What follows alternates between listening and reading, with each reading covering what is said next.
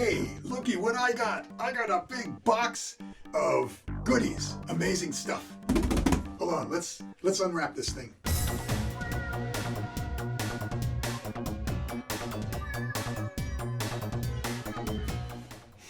The ASP880 Audient 8-channel mic pre. So I got the new Audient ASP880 preamp box in today, and I'm going to open it with you. I've been getting great drum sounds from my Focusrite Scarlett preamps, but I wanted to add some variety.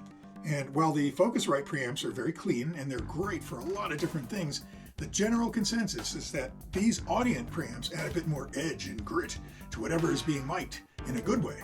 The drums would certainly be a great candidate for more edge. So let's get going.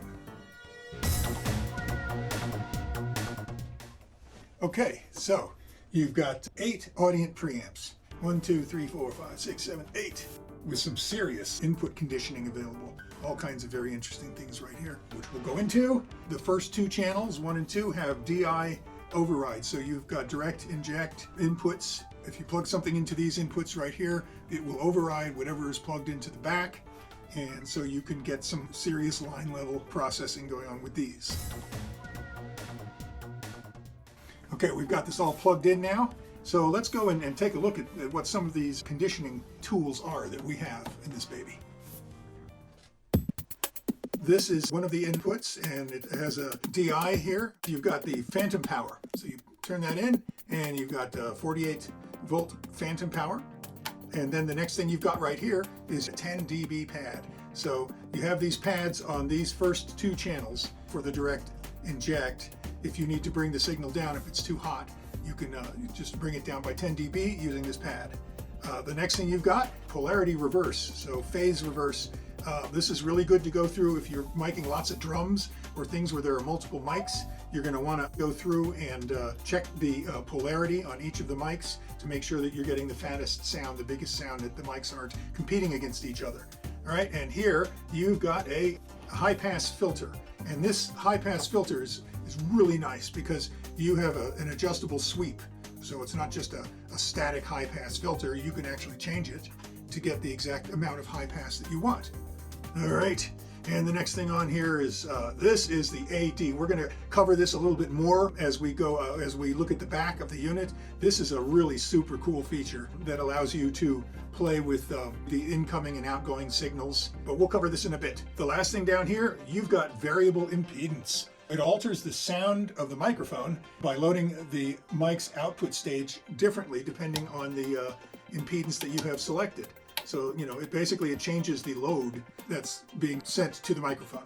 It becomes really noticeable when you are using dynamic microphones. It's a lot more subtle with condensers, but with dynamics, like a SM57 or something, man, you change the impedance on this thing, you're going to get different sounds, raunchier sounds, cleaner sounds. So you mess around with this variable impedance. That is a trick that this Audient preamp has that nobody else has, I don't think.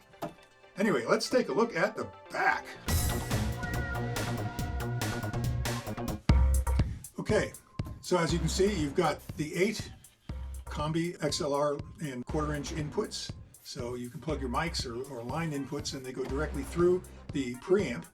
But then you have something special right here. You've got DB25 inputs and outputs. Right? So this is where that AD button in the front comes in. You can send out the signals, the 8 channels, directly out of this DB25 send. This will become just 8 analog outputs if you want to use this as a standalone preamp. But what you can also do is you could take these returns, so these are incoming signals right here. So you can actually bring 8 signals into this unit and have them go through the ADC, the analog to digital converter. You could also use this, and here's a nice trick, you can use these to send the signal out to a device like a compressor or a reverb or whatever you want, and then bring it back in right here, and it'll then follow path through the audio to digital and out through the ADATs. So that's where you use the AD button in the front. You push that in if you want to use this as a send and return. You leave it out if you just want to use the preamps as they are. Now, of course, you're going to need DB25 cables. you need the plugins, and you can buy these cables configured anyway, so you'll have the plugins on one side going into these, and then on the other side you can have them going out to XLR cables, male and female, any way you want to do that. But the point is flexibility. It's flexible. And then you've got the ADAT ports, so you use the top one if you're going to run signals that are 48K or less. All 8 channels will go through the top one. But you've got SMUX, SMUX. If you're running higher than 48K, then you would use the first 4 on the top and the second 4 on the bottom if you want like higher resolution. So you got your ADATs out. So this can become an additional set of 8 preamps that you could plug into another digital interface. You've got the word clock here now. You can have a slave word clock, or you can have this set as a master word clock. There's more about that in the manual and on lots of other articles about the ASP880 that are online. So you can use this as the SPDIF right here, or AES. So you can just push this button, depending on whether you are using it as an AES or a SPDIF output.